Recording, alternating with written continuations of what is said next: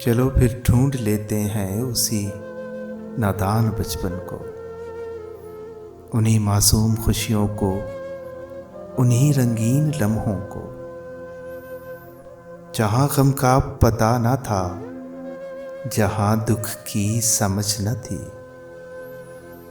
जहाँ बस मुस्कुराहट थी, बहारें ही बहारें थी।